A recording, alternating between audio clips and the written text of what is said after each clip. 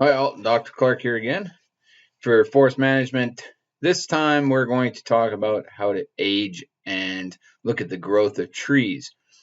Most of you are fairly familiar with age as being a number in years. Now, again, it depends on the organism that you're talking about. We could be talking about the number of months an organism lives, the number of seasons an organism lives, whatnot. And that's kind of what age is about when you're trying to age a different organism. You're not actually counting years, you're counting, in this case, seasons. Okay, so if you look over here, and most of you have probably done this when you're in elementary school, you probably read tree rings, and I'll show you what you did in elementary school and how it differs if you're going to be a forest manager. But if you look here, you can see these dark bands and these light bands. Okay? Those are often called annuli or growth rings, or have a lot of different names. Okay? One band indicates a period of fast growth. Okay? It's normally less dense wood in this case. And one band indicates a period of slow growth or more densely packed cells. And by examining that, it gives us this opportunity to say, okay, well, if we know that those densely packed cells come every summer, every late summer, the growth of the tree starts to slow, then we can start counting how many summers that organism's been alive. Okay. Now, again, this differs for different types of trees. It differs for different regions of the world. Okay, in some regions of the world, maybe you don't have a summer and a winter. Okay, so maybe you have a rainy season and a dry season.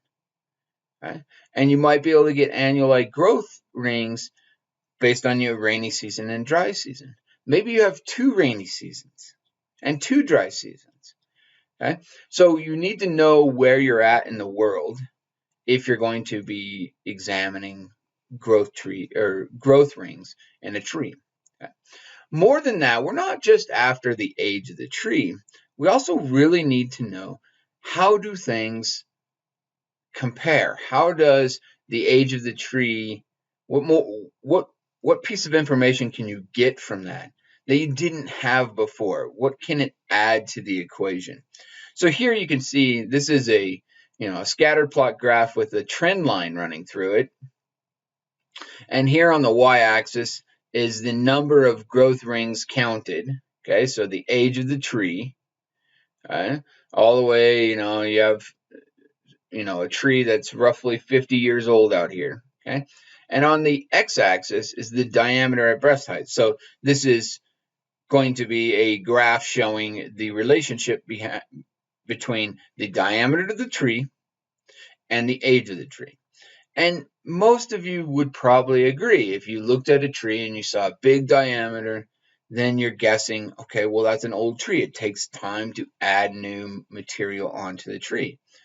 Well, that's a perfectly good explanation, but knowing the relationship in a given region also gives you more information.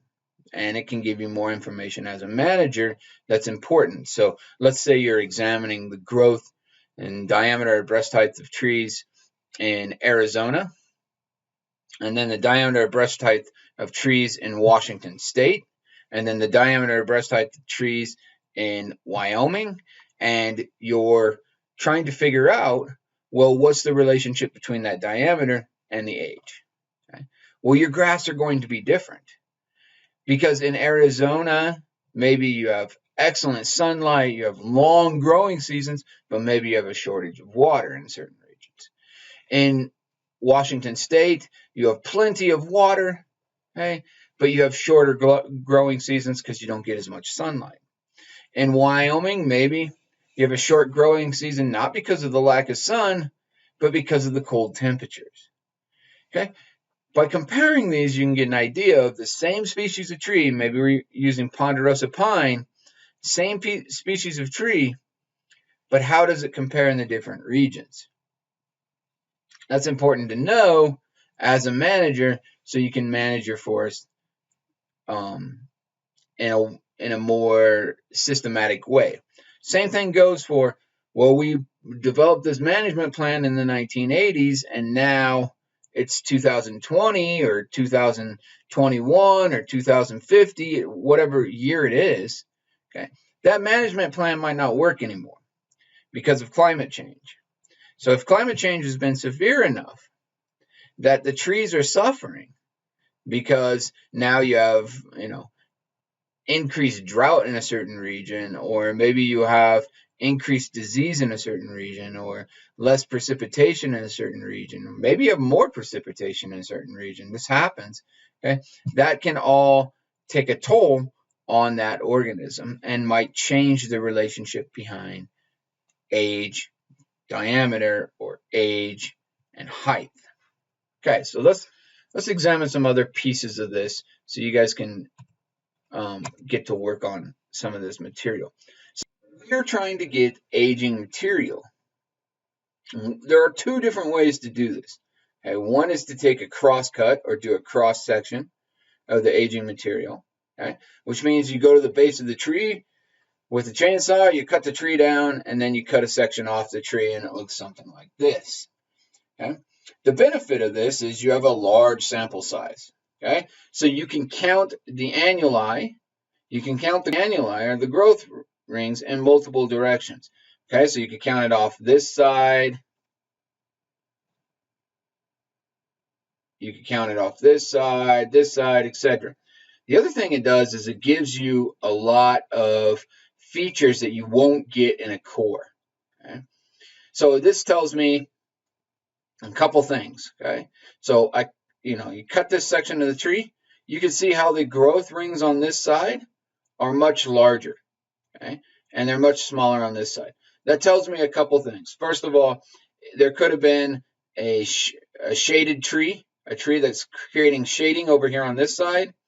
This could be gravity taking effect. This could be the upside slope, so this tree could have been cut. But something's going on this side of the tree to cause less growth rings on this side, or smaller growth rings on this side of the tree. Okay? The other thing that you can see is this little black mark here. Okay?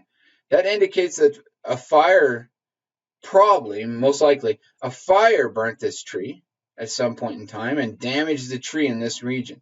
Okay, on this side of the tree, it was damaged. Okay, and that tree had to play catch-up growth. And you can see a little indentation the whole way as it was playing catch-up on that growth size, because that tree killed off, or that fire killed off some of that cellulose, some of those plant cells in this region. Okay, so that cross section gives you a lot of information from the standpoint of what's going on with this tree as a whole. Okay, so it's not just about aging the tree or getting growth rates or whatnot. It's showing you external and even internal factors. Okay, if you see, if you cut a tree that's been infected by pine bark beetle, you'll probably see a blue fungus that comes in, because the beetles will often carry a fungus that deposits kind of a blue color when the tree is infected. Right? If you see like carpenter ants or other organisms, you'll see holes from them that came in, maybe some larvae pockets, these kind of things that would come in these cross sections. Okay, and you can see diseases that have an effect. You can see where an organism might have fought off a disease, okay, where you might see some bands that are decreased and then a fast growth rate away from that band to indicate, okay, they fought off the disease, it was sick, and then it played catch-up growth and really supplied a lot of energy afterwards. Okay, the cost of doing this method is the death of the organism. Okay, so you just killed the tree to get information on that tree. Okay, depending on how many of these you do, Forest Service might frown upon that if you're cutting down, 5-10 trees in every little section to get a cross section. So instead of doing that, a lot of people use a tree core, okay, or a core. And this is taken without killing the tree, so that's a huge benefit. Okay? And, based on that, it's a lot more ethical to just use tree cores. Although, like I said before, you're going to miss information. So here's a tree core. You don't get to see that fire mark unless you stuck the tree core right in the perfect spot to know that that was where the fire was. You're not going to know that that fire came through, okay, roughly year 20 of this tree's life. A fire broke out and it got burnt on that one side. You're not going to see that. Now, you might see the crunched bands, but you don't know why the growth came down or was truncated in that period of time. You just would know that it was truncated during this period of time. Okay. Now, maybe you have a lot more core samples and you do hit a core sample that goes through a fire band, and then you're like, okay, now I know why all these trees have these truncated bands at the age of 20. Okay? So it takes a lot more samples to make up that missing information, but it's more ethical and the organism doesn't die. Okay, so let's look at tree age. Okay, so here's an example of a tree core. Okay, and you can see here, this very first, you can see kind of a half moon shape or a crescent shape and a dark pith. Okay, that is the core of the tree. That's the center of the tree, called the pith of the tree. And that would indicate year one. That outside band would indicate 1. Okay. And then what you're going to do is you're just going to count the number of dark bands, or you could count the number of light bands. I think counting the number of dark bands or the truncated bands, which often indicate the end of the growing season or the slowing of the growing rate. The bands get closer together and they kind of make a darker band. I prefer to count those just because I think it's easier for my eyes to count the dark bands than it is for me to count the light spots. But regardless, it doesn't really matter. So if we're looking here, you got 1, 2, 3, 4, 5, 6, 7, 8, 9, 10, 11, 12, 13, 14, 15, 16, 17, 18, 19, 20. And then here is bark. Okay, now this bark has kind of been broken off, but I talked about it in the field, and you'll see that where if you take a good core sample, you can also get your bark measurement.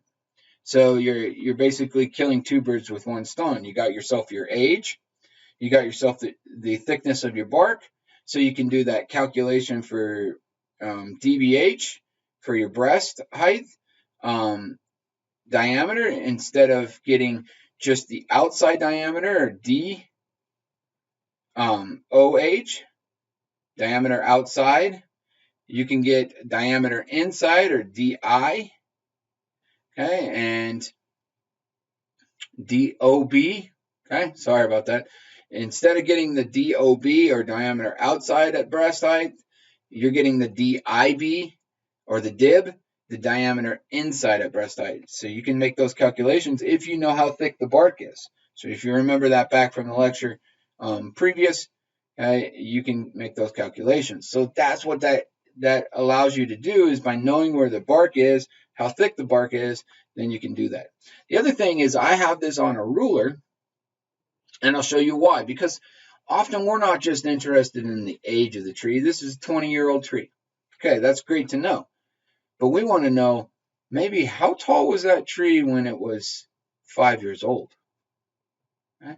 So maybe we want to know, let's say we had a big drought in 2010, 10 years ago.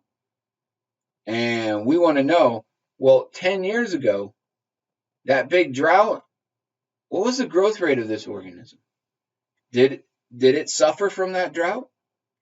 Okay.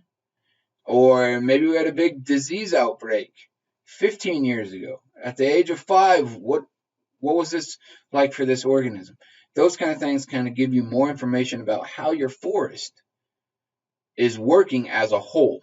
Okay? And how, even though you might not have been the manager of that forest when that drought broke out, when that disease broke out, etc., you're the manager now, and now you can predict, okay, this is how it dealt with the disease outbreak 15 years ago. This is how it might deal with the disease outbreak that's coming on now. Okay? So that information provides us a lot of go-to information from a manager's point of view, because you always want to be able to predict what's going to happen to the forest before it happens to the forest. So you can kind of control how much death or how much loss of growth that forest is going to have. Okay, so again, 20 years old. Okay, so now back to what I was talking about before. It's not just good enough to know the age of the tree. You want to know how that organism, how it relates to the age, relates to height maybe. So maybe you have the height of a bunch of trees, you have the age of a bunch of trees, okay, and so you can just run a scatter plot and you can see that there's a direct correlation, positive correlation, okay, between the tree height and the age of the tree. Okay? And it's a pretty tight positive correlation. You have the age of the tree and the diameter of the tree. Also a fairly tight correlation. It's more loose than the tree height, but it's still a fairly tight correlation. It's all positive. As the tree's diameter grows, the age, you would expect the age to increase. As the tree's height grows, you would expect the age to increase, or vice versa. The age of the organism increases, so does the tree height, so does the diameter. Okay, so now getting into the nuts and bolts, the nitty-gritty, the part that you probably don't want to hear about and don't want to do. But that is back calculating size at age. Lots of organisms you can do this with. Okay, and quite frankly, a lot of these methods are cross species, cross genera, even cross classes and domains. Okay, not quite domains, kingdoms. Okay, in the sense that we use the same back calculating methods for fish as we do for trees. Gompert's growth equation is used in fish. The Richards model is used in fish. The Fraser-Lees model is used in fish. Okay, I've never used the Weibull, or, well, I mean, I've used the exponential model. It's kind of like Gompert's model, a little bit different, but these two are often lumped together. But like I said, you know, when I'm aging fish, I use the same back calculating size as I'd use aging trees. This is good news for those of you who are taking this course. Regardless of the species, regardless of what organism we're dealing with, okay, fish, bat, frog, tree, a lot of these equations are the same. So you really only have to use one of the equations that you think works best. Now, for some organisms, okay, like the Richards model, okay, it's very good for, say, trees and things like that, because it also accounts for the diameter of the tree. Okay, so for some of these, there's a little bit extra put into the model, a little extra information that makes the growth model itself a little bit more tight or a little bit more sound. Okay, we're going to use the Fraser-Lee model mainly because it's the one that's the most simplistic. And for an intro to forest management class, simplistic is perfectly fine, because some of you will probably think that this is very difficult to begin with. Okay, so we're going to look at the Fraser-Lee model, but any of these models would work with the data that we have. Okay, so let's look at the Fraser-Lee model. This is what it is. It's Li. Li is the height at a certain age. That's what we're after. That's our goal, is to figure out the height of the tree at a certain age. Now, it could be that our goal is to figure out the DBH at a certain age, okay? And that's perfectly fine. But in this case, we're going to use height. Okay? LC is the height at the core sample. So when you took the core sample, what was the height of the tree? Okay? SI, the length of the annuli number 1, or I, from the core. Okay, so I in this case is a certain age that you're after. So if I'm trying to figure out what was the size of the tree at age 5, I'm going to look at the length to annuli 5, or the 5th growth mark from the core. This is from the core. So this is from the focus of the tree, the center of the tree, to the 5th annuli. You'll see what I'm talking about in a second. Okay. SC is the core's total length. Okay, so all the annuli from the core, or from the center of the tree, the pith of the tree, all the way out to the last annuli. And in this case, if it was a 20-year-old tree, we're going to year 20. Okay. C is something that you need to calculate, and you have to have prior knowledge. Okay. And that would mean that you can't just do this with a single sample. Okay? You have to have more than one sample. You have to have a bunch of cores, and you have to basically indicate what's the relationship of the length of the core. Okay? So you stick your core into the tree, you go a little bit past the pith, you pull that back out, and you're measuring from the pith, the center of the pith, to the last annuli. So basically, you're taking the radius of the tree, not counting the bark, the radius of the inner part of the tree. That is what your core length is going to be. Okay? And so you're after, what's the relationship between the core length and the tree height? So I ran a regression line. Okay? This is easy to do. All you're going to do is plot height of the tree versus length of the core on a scatter plot. Then you're going to fit a trend line to that. Okay? And you're going to have it display the equations. Okay? The equation for the tree tells you a lot of information. Okay? The most important piece of information is this, that 5.44. That 5.44, or where it intercepts, okay, where that trend line is going to connect with the y-axis, that intercept point, okay, that is what we're after. That's C. Okay? That's the intercept of the regression line between length of the core and the tree height. Okay, that gives us C. That's basically what that's telling us, is that's the height of the tree at age 0. Now we know that the height of the tree at age 0 is not 5.4 feet. Okay, we know that the tree at age 0 is not 5.4 feet. Okay, for most species of trees. Okay, now some trees within their first year, they possibly could grow more than 5 feet. Okay, now the problem is when we're talking about saplings and little trees, maybe a tree that's only a year old, it's really difficult to take a core sample from that tree. So I don't have any core samples from a year-old tree. Okay, the youngest I have is from a 2-year-old tree. Well, actually, for that matter, that's not true at all. The smallest core sample I have is from about a 7-foot tree. So that tree, I don't remember the age of that tree. That could have been a 3-4-year-old tree. That's the smallest core sample I have. Okay. So if I would have had smaller core samples, okay, that trend line might cross closer to 0. But regardless of that, it's perfectly fine because of the fit, the R squared.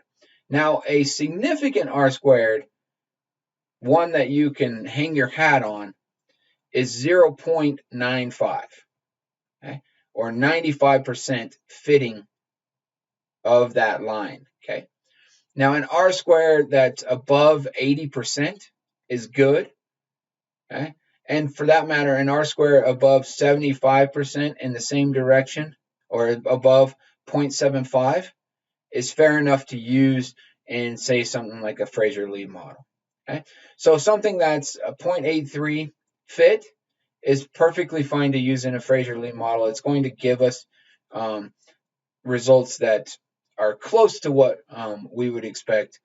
Now, just realize that if that fit was tighter, so if I had more core samples and more tree heights, that fit's going to be tighter. That R-square is going to increase. It's going to be a better fit to the data. That means our model is going to work better. So the issue is with 1, 2, 3, 4, 5, 6, 7, 8, 9, 10. I only have 10 trees and 10 core samples. Okay, the fit's not perfect, but it'll work for using the Fraser-Lee model. This is why most people, when you're doing any type of statistics, whether it be an R-squared, whether it be a chi-square, whether it be an ANOVA, etc., you want to use a sample size of 30, okay, or more. Okay, I have a sample size of 10. Okay, not very high, but it works. Now, had I thrown out a sample size of 10 and this R-squared was below 0.75, then really I can't use that information in the Fraser-Lee model. I need to tighten that R-squared model, or that R-squared scattered graph. I need to tighten it, and one way to tighten it is to get better data, okay? Is to collect more samples. In some cases, there won't be a relationship, so it doesn't matter how much data you collect, the R-squared is going to be below that 0.75. Now, again, for it to be considered a significant positive relationship, that R-squared needs to be 0.95 or more. Okay, but in order for you to use it in a model, anything above 0.75. Okay, so let's look at this. What was the height at age 11? Okay, so that's what we're after. So if we look at our little tree sample and we say, okay, this is 1, 2, 3, 4, 5, 6, 7, 8, 9, 10, and 11. Okay, we know that this is the pith, this is the core, this is 0, this is 11, so this is 3.3 centimeters from the core. Okay, so that's where that data comes in. Okay, so let's look at something. Let's try to figure this out. Okay, so again, here's our Fraser-Lee model. This is our equation. The height at age, okay, of 11 years old. Okay, that's what we're after. We're after LI. LC is 22 feet. So when I took the core sample for this tree, it was 22 feet tall and 20 years old. Okay, now some people would say, well, can't you just take 22 feet and divide that by 20 years of age, and that's how many feet it grows per year, and that should be how tall the tree is, right? So with that level of thinking, you would say this tree is 11 feet or a little bit over 11 feet at the age of 11 years. Well, you'll see that's not the case. That's not how you calculate it, because the tree grows at a different rate during different years. Okay? All right, so the SI, the length at the annulus at 11 years, I just told you is 3.3 centimeters. Okay, so you just count it out, measure it out. As long as you have a ruler in the picture, you got it. Okay, the SC, the total core length, okay, is 6.2 centimeters. So from the pith all the way to the edge where the bark connects is 6.2 centimeters. And then we already calculated C. That's based on that regression between the core and the height of the tree.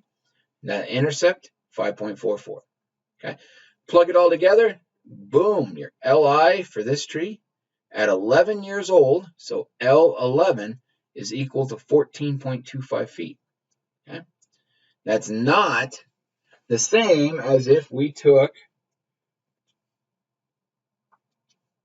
22 and divided it by 20 years of age. That's 1.1 feet per year, times that by 11 years. According to that math, this tree should only be 12.1 feet tall. Okay? So in actuality, it's 2 feet higher than you would predict by just doing it, the height of the tree and the age of the tree. that simple math. So you can't really do it that way. You have to do it using the annuli. You have to do it by calculating the core sample. That's how tall the tree would have been at 11 years old. Okay? Now, using that information, you should be able to calculate all the material needed to back calculate age or get a certain height of a tree at a certain age. As long as you know the core length, you have the annuli, you have the age of the tree, okay, you have the relationship between the core sample and the tree heights, you should be able to do that. Okay. The next part of the video gives you information on how I took the core samples, and you can see me drill the core sample and pull it out, and then you can see where this data is actually coming from. Okay, so that video is just a continuation from the other videos from the rodeo fire. Okay, you already watched some on height. This one will indicate the method to extract the core sample. Okay, so that's coming up next, and then you'll see some other videos later on. Okay, hi all, Dr. Clark here. So I'm going to try to core this tree. I'm hoping that you can see from the camera angle. You're going to be looking down on me coring the tree. This is a tree core, okay, and so all this is a metal tube that has a tree core sampler in it, okay, and an auger bit. Okay, and so this auger bit is going to go into the tree, and it's hollow. Okay? And then I'm going to stick the sampler in and take out the core that's inside of the auger bit. Okay? I'll show you how it's done, and then I'll explain a little bit more to you as we progress. So hopefully this is not too confusing because you are upside down watching this, but I'll stick in the auger bit. Oops.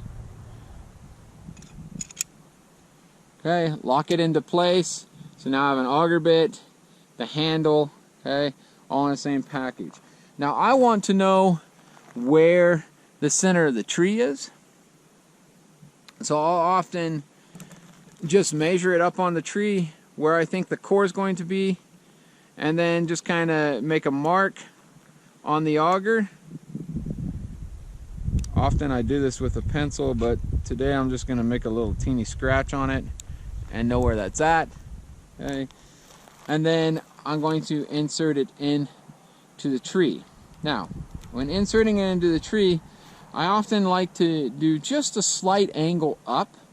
It makes for an easier core removal, in my opinion. Now, there are lots of other people that might say something different, okay?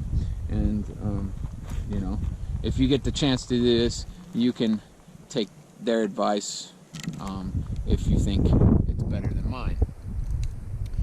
Okay, with a little bit of pressure, you can get it started, and then really it is just a matter of working it into the tree. Okay? And you just keep going until you hit your mark, and then you know that you've made it into the core of the tree, and you've got all the rings that you're interested in. Okay, so right about there, I'm happy with that. And now I'm going to take my plunger, I'm going to insert it in, okay? So the convex side is going down. I'm going to push it in, okay? And then some people like to twist this, but what I've found is if you twist the plunger, a lot of times it will bind up and maybe even bend the plunger. So instead of twisting the plunger, you can just back turn, like you're removing the auger bit out, that's twisted your plunger over, and then you can go ahead and pull it out of the tree. Okay, so I'm going to bring you down now from your up high point of view. Okay, hopefully that works. If it doesn't, I guess I'll be recording this again. And here you can see I have, you know, the auger bit's in, the plunger was in with the concave side facing down, okay, and then I twisted the auger to bring it back out. Okay, so this is where I told you before, sometimes individuals will take the bark thickness sample right here, so you can see I can take a measurement of that bark thickness, and you're gonna have a little bit that kind of chunked out, so you want to add that back into the bark thickness and you can get a sample. Okay, now if you start looking, hopefully what you can see is you can see rings. You can see a light region and a dark region, a light region and a dark region. Okay, and you can keep seeing those, and pretty soon you'll get to a point in the tree, I'll show you it when I see it, okay, where those circles, yes, right here, okay, ooh, I don't want to lose this, okay, they will fall off, but right here you can see where those circles become, or those annuli become a perfect circle. That is the pith or the core of the tree. Okay, so that's the center of the tree. I went a little bit past it, okay, just to make sure that I got enough sample to show you that. Okay, and you can see all the rings. Okay, so then you can count those rings, count those annuli, and that gives you the age of the tree. Not only does that give you the age of the tree, okay, I'm going to slide it back in so it doesn't fall off, and I'll show you that most people who do this a lot, they'll carry something like this. Okay, this is a tree core holder or case, and you can just open it up. Well, I can't open it up. Oh, there we go. Okay, you can just open it up and you can slide your tree core in there. Okay, close it back up, and then you can process your tree core if you have to process it back in a lab or something like that. A lot of other guys, you know, they'll just read it right off of the tray, okay, and then they'll just try to slide it back into the tree, pull the core out, or pull the auger out, and go on their way. Now, one key component to this is after you've cored a tree, you really need to rub that auger down with alcohol to prevent moving diseases to the next tree, because there is a possibility that you can move fungi, bacteria, those kind of things from one tree to the next, and you really don't want to do that by collecting data. You don't want to cause any harm to the trees by just collecting data. Now, most healthy trees, after you core them, even if you take the core with you, okay, they're going to send pitch down into that region. They're going to solidify it. Nothing's going to get in there, and that tree is going to be perfectly fine with a single hole that you put into that tree.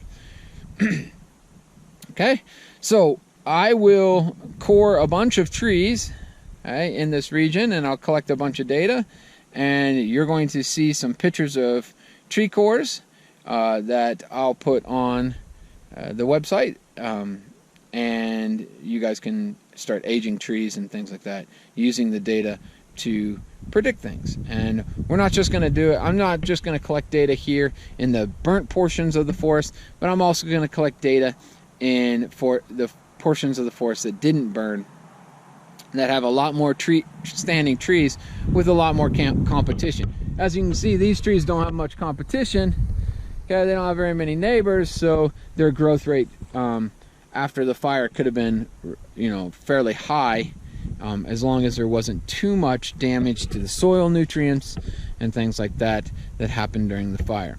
Okay, we don't really know, but we're going to look at the data and see what we can see from it. Okay, so with that, that's pretty much all the data that I want to talk about this time around. Next time we may talk about, you know, vegetation, floor vegetation and things like that, and how you go about calculating, you know, the density of the floor, or, you know, the nutrients that might come about. We'll talk about different soil horizons, and the differences in the soil profiles and how you kind of calculate that in a later lecture. Okay? Till next time.